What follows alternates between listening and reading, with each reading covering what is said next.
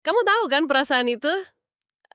Jam 11 malam, rumah udah sepi, lampu-lampu udah dimatiin semua. Waktu di mana kita akhirnya bisa napas lega ya. Iya, bener. Terus kamu pelan-pelan buka pintu kamar anak kamu, berdiri di sana dalam remang-remang, cuma buat ngelihat dada mereka yang naik turun karena napas dengan tenang. Nah, di momen itu, di tengah kesunyian itu, tiba-tiba ada gelombang emosi yang hantam dada. Rasa bersalah. Bener banget, rasa bersalah dan penyesalan yang luar biasa pekat. Memori otak kita tuh kayak langsung muter ulang kejadian tadi siang. Saat suara kamu meninggi karena mereka numpain susu, atau saat kamu kehabisan kesabaran karena mainan yang berserakan di mana-mana. Dan pas ngeliat wajah damai mereka tidur, rasanya nyesek banget kan. Nyesek parah.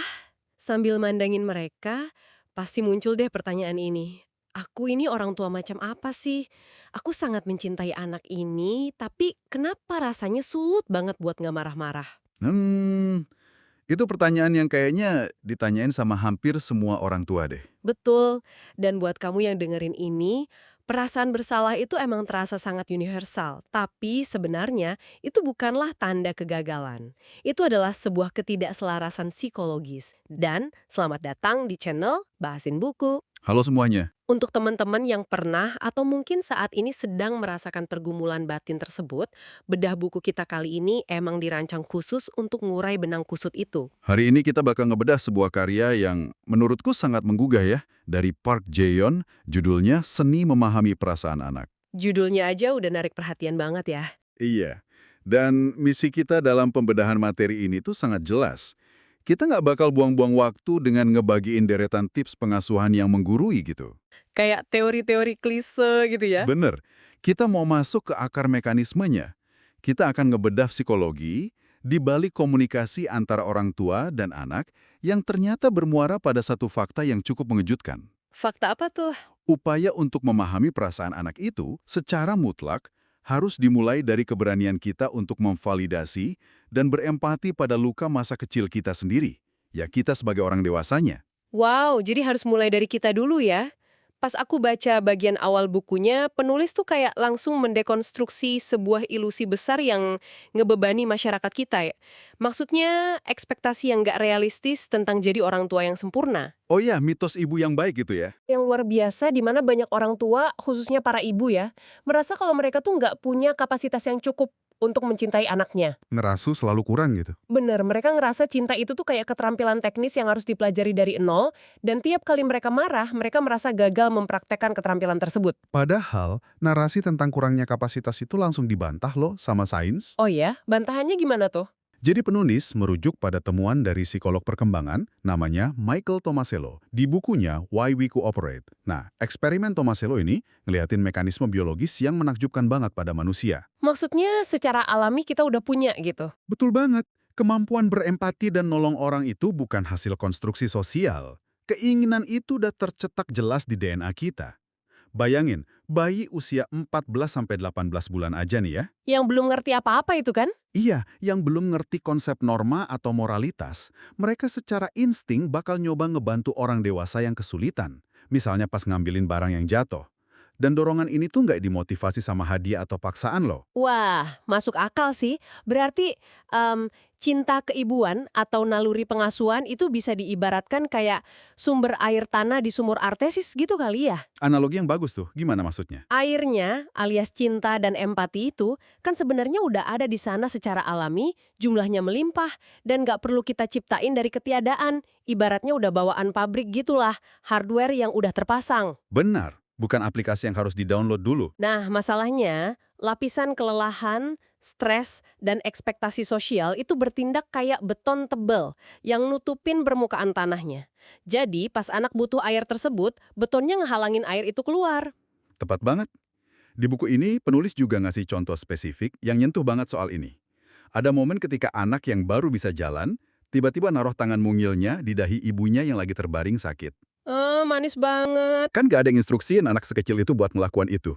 Itu murni dorongan empati buat ngasih kenyamanan. Setuju. Tapi logikanya nih, kalau anak kecil dengan kapasitas otak yang masih terbatas aja punya energi empati sebesar itu, orang dewasa jelas punya dalam skala yang jauh lebih kompleks dong. Pasti dong, kemampuan itu nggak lenyap kemana-mana. Tapi pertanyaannya, Kalau cinta itu udah bawaan pabrik dan alamiah, kenapa realitasnya kita sering banget meledak marah dan gagal ngontrol emosi di depan anak? Nah, ini balik lagi ke lapisan beton yang kamu sebutin tadi. Stres dan kelelahan itu ngubah cara otak kita memproses informasi. Ini ngebawa kita ke konsepnya Dr. Marshall B. Rosenberg tentang komunikasi tanpa kekerasan. Oh, non-violent communication itu ya? Iya, jadi pas kita merespon perilaku anak, otak kita tuh sering ngambil jalan pintas lewat apa yang disebut pikiran otomatis. Pikiran otomatis ini secara insting bakal nyari kambing hitam di luar diri kita buat meredakan ketidaknyamanan internal. Maksudnya gimana tuh? Jadi amarah yang meledak itu sebenarnya bukan respons terhadap perbuatan anaknya, Bukan? melainkan mekanisme pertahanan diri dari pikiran otomatis tersebut. Jadi amarah itu seolah-olah cuma bungkus luarnya aja dong. Lebih tepatnya, amarah itu adalah alarm sekunder. Amarah muncul karena ada emosi primer yang gagal kita kenali. Rosenberg bilang kalau setiap kemarahan itu berakar dari kebutuhan, harapan, atau kekhawatiran yang nggak terpenuhi. Kasih contoh deh biar gampang ngebayanginnya. Oke, kita bedah contoh anak yang susah makan. Saat anak ngelepeh makanannya, pikiran otomatis orang tua biasanya menerjemahkan itu sebagai, oh, anak ini nggak ngehargain aku, anak ini nakal. Iya, dan respons otomatis dari pikiran itu pasti bentakan kan? Nah, itu dia. Tapi kalau kita membedah emosi primernya nih, yang sebenarnya ada di sana tuh rasa takut. Takut kenapa? Takut nutrisi anak yang nggak tercukupi, terus cemas ngelihat kurva pertumbuhannya, atau ya sekedar rasa frustrasi yang mendalam karena ngerasa gagal setelah lelah masak. Oh, paham. Jadi kita harus ngubah pikiran otomatis yang menghakimi itu jadi dialog internal gitu ya? Betul, berhenti sejenak, terus nyadari ketakutan kita sendiri. Itu kunci buat matiin alarm amarahnya. Kalau boleh aku kasih analogi lagi nih. Ini tuh persis kayak lampu indikator bensin atau mesin yang berkedip merah di dashboard mobil kan? Iya, gimana tuh? Saat lampu itu menyala, secara logika kan kita nggak mungkin marah-marah terus mukul dashboard mobilnya. Kita tahu persis lampu itu nyala bukan buat ngeganggu kita, tapi ngasih sinyal kalau ada kerusakan atau yang kurang di dalam mesinnya. Bener banget. Mungkin olinya habis atau apa. Nah, amarah kita itu adalah lampu indikatornya. Dan emosi primer yang nggak terucap, itu adalah kondisi mesinnya. Analogi yang sangat pas. Tapi masalahnya, kalau kita bicara realitas di lapangan nih ya, sekedar tahu teori ini rasanya nggak cukup. Saat anak tantrum berguling-guling di lantai mal atau lempar mainan ke arah TV, amigdala kita kan langsung bereaksi. Iya, pusat rasa takut dan emosi kita langsung ngambil alih tuh. Nah itu, prefrontal cortex yang nggak terlogika langsung mati kan?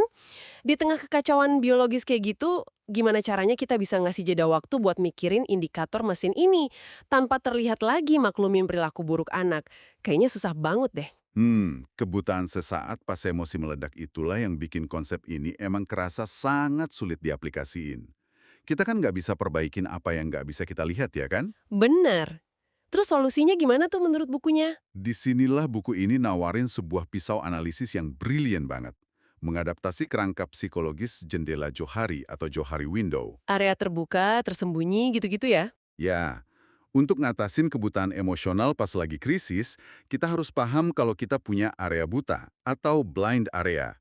Ini tuh aspek dari karakter kita, nada suara kita, atau pemicu stres kita yang tersembunyi dari kesadaran kita sendiri. Tapi kelihatan sama orang lain. Tepat, terlihat sangat transparan sama orang-orang di sekitar kita. Dan dalam dinamika keluarga, tebak siapa pendeteksi area buta yang paling presisi. Pasti anak-anak ya? Bener banget. Tapi kenapa anak-anak bisa sepresisi itu mendeteksi sisi menyebalkan dari orang tuanya, padahal kitanya sendiri aja nggak nyadar? Kalau dipikir-pikir, anak-anak ini tuh cermin kejujuran yang brutal banget loh. Sangat brutal. Dengar kritik dari mereka tuh rasanya kayak ngelihat wajah kita sendiri di layar TV beresolusi 4K tanpa filter. Semua pori-porinya, kerutannya, kelihatan tajam banget. Dan itu sangat nggak nyaman. Kenapa mereka bisa jago gitu? Ya karena kemampuan anak-anak mendeteksi area buta kita itu berakar dari biologi evolusioner. Kelangsungan hidup seorang anak itu kan sangat bergantung pada pengasuhnya.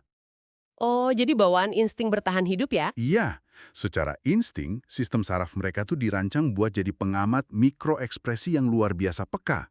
Mereka tahu persis kapan senyum ibunya itu tulus dan kapan senyum itu dipaksain cuma buat nutupin kemarahan. Wow, luar biasa ya anak-anak itu. Iya, di buku ini penulis juga ngebagiin pengalaman pribadinya yang sangat menohok soal ini. Suatu hari, di tengah perdebatan, putranya tiba-tiba bilang, pada akhirnya Ibu cuma mau ngikutin keinginan ibu sendiri kan? Waduh, itu jelek banget pasti. Banget. Kalimat pendek itu langsung hantem ego sang ibu. Karena anak itu nyuarain fakta dari area buta yang selama ini disangkal sama penulis. Ego orang dewasa biasanya ngerespons kritik semacam itu dengan agresi kan. Reaksi instingnya pasti pakai otoritas buat ngebungkam. Kayak, kamu anak kecil tahu apa, beraninya ngomong gitu ke orang tua. Ya, itu kan respons otomatis yang paling gampang. Padahal, pas kita ngebungkam kejujuran mereka, kita justru lagi nutup rapat pintu menuju resolusi. Tapi pertanyaannya kenapa area buta ini sangat sensitif? Kenapa kita jadi sedefensif itu pas anak mengungkapkannya? Rasanya tuh kayak ada luka yang kesentuh, bukan sekedar kebiasaan buruk yang lagi dikritik. Nah, kamu nangkap benang merah yang sangat penting nih. Pertahanan ego kita bereaksi keras banget karena apa yang sembunyi di area buta itu jarang banget berupa hal yang dangkal. Pasti ada akarnya ya. Pasti. Kalau dikupas lapis demi lapis, fondasi dari reaksi reaktif kita saat ini adalah sisa-sisa trauma pengasuhan masa kecil kita sendiri. Luka masa kecil yang belum terproses. Oh, luka batin kita pas masih kecil. Benar. Buku ini ngasih satu momen pencerahan yang luar biasa tentang mekanisme proyeksi psikologis ini.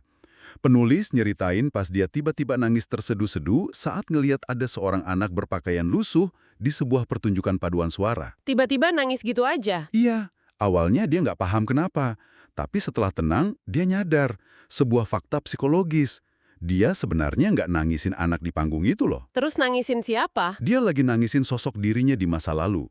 Anak kecil di dalam dirinya yang pernah ngalamin pengabaian dan kurang kasih sayang dari orang tuanya dulu. Ya ampun, merinding dengernya. Itu ngejelasin banget ya kenapa insiden kecil dengan anak kita di masa kini itu bisa memicu ledakan emosi yang nggak proporsional. Betul sekali. Saat anak lakuin kesalahan kecil, yang bereaksi tuh ternyata bukan otak logis orang dewasa kita, tapi anak kecil di dalam diri kita yang dulu dihukum keras karena kesalahan yang serupa. Kita jadinya memproyeksikan ketakutan masa lalu ke situasi saat ini. Dan mekanisme proyeksi itulah yang akhirnya nyiptain siklus trauma antar generasi. Menyangkal kalau kita dulu terluka sama pola asuh orang tua kita, atau memaksakan keyakinan kayak, aku dipukul pas kecil buktinya aku sekarang sukses kok. Oh iya, kalimat klasik banget itu. Nah, kalimat kayak gitu tuh justru jadi tanah yang subur buat tumbuhnya agresi. Luka yang nggak diakuin bakal selalu nyari jalan keluar. Ngeri juga ya. Ketika kita gagal memproses rasa sakit dari masa kecil kita, secara nggak sadar kita membebankan tagihan emosional itu ke anak kita. Jadi penulis nekenin kalau mutus rantai ini tuh harus dimulai dari pengakuan internal. Mengakui ke diri sendiri gitu. Iya, harus berani bilang, aku ngebawa luka dan aku butuh penyembuhan. Kesadaran kayak gini bakal secara drastis ngubah respons neurologis kita terhadap kesalahan sehari-hari anak. Menarik banget. Coba deh kita bedah aplikasinya dalam skenario klasik aja ya. Anak numpain segelas susu di atas meja. Oke, ini sering banget kejadian kan? Bagi orang tua yang lagi kelelahan dan ngebawa luka yang tak terproses, susu tumpah itu adalah sebuah bencana yang mengancam otoritas. Insting pertamanya pasti pengen teriak dan ngebentak. Iya, pasti langsung marah tuh. Tapi kalau kita bedah mekanismenya, teriakan itu justru memicu respons fight or flight dari amigdala si anak. Otak anak langsung masuk ke mode bertahan hidup.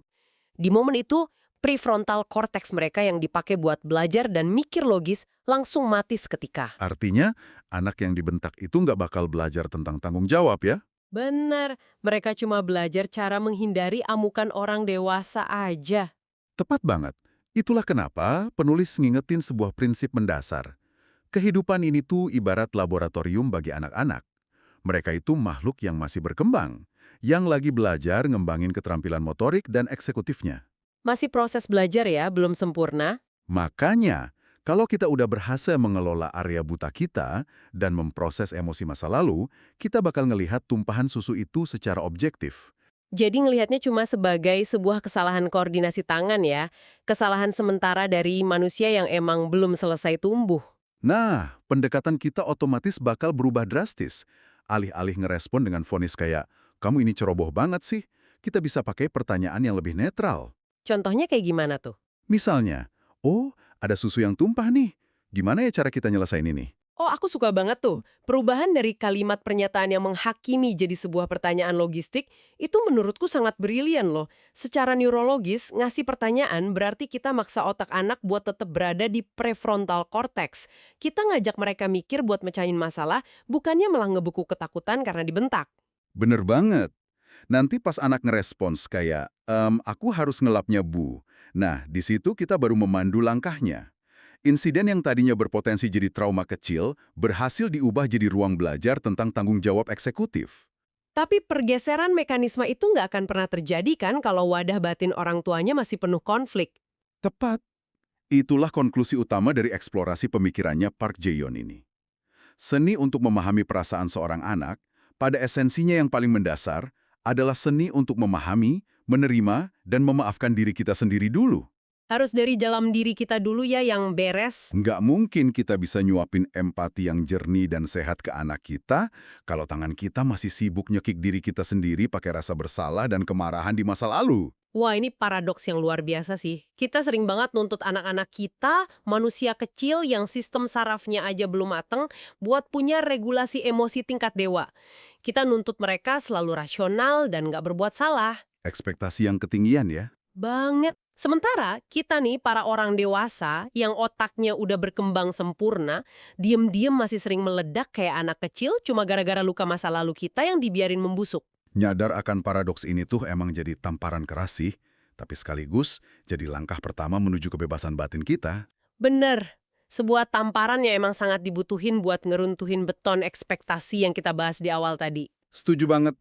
Sebelum kita nutup pembedahan materi yang luar biasa emosional ini, aku pengen ngajak teman-teman semua buat mikirin satu realitas sains yang melampaui psikologi. Ada apa dengan sainsnya? Riset terbaru di bidang epigenetik nunjukin kalau trauma masa lalu dan cara kita merespon stres itu ternyata bisa ngubah gimana gen di dalam tubuh kita diekspresikan loh. Wah, sampai ke level genetik ya. Iya, ini berarti pas anak kamu numpahin susu dan kamu milih buat ngambil jeda 1 detik, milih buat ngelola luka batinmu alih-alih meledak dan berteriak, kamu tuh nggak cuma lagi nyelamatin sore hari anakmu. Terus apa dampaknya? Ada kemungkinan perubahan respons emosional itu secara harfiah sedang ikut nulis ulang ekspresi DNA yang bakal diwarisin ke cucu-cucu kamu nanti. Gila sih itu. Taruhan dari satu tarikan napas panjang pas nahan emosi itu ternyata jauh lebih besar dan jauh lebih bersejarah dari yang pernah kita bayangin. Perspektif biologi molekuler yang ngasih beban, tapi sekaligus harapan besar banget buat kita semua sebagai orang tua. Betul.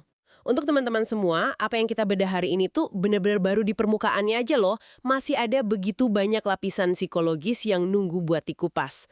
Oleh karena itu, pastikan kamu membeli bukunya secara langsung atau bisa klik di link yang udah ada di video ini dan membaca sendiri secara utuh, biar kamu bisa mempraktekin langsung dialog internal itu. Wajib banget baca sendiri sih, biar ngerasain langsung kisah-kisah mendalamnya. Setuju. Dan jika diskusi hari ini ngasih wawasan baru buat kamu, jangan lupa like, comment, share, dan subscribe channel, serta hidupkan lonceng supaya nggak ketinggalan update pembahasan channel Bahasin Buku. Jangan lupa dipraktekin juga ya teorinya. Benar sekali. Silakan komen juga ya rekomendasi buku apa yang selanjutnya harus kita bahas. Dan buat kamu yang ingin support lebih, kamu bisa berlangganan channel Bahasin Buku sebagai bentuk apresiasi dan support supaya channel ini terus berkembang. Tentunya dengan keuntungan dapatin update video lebih cepat dari yang lain. Teruslah membaca, teruslah menyembuhkan diri, dan sampai jumpa di pembahasan selanjutnya.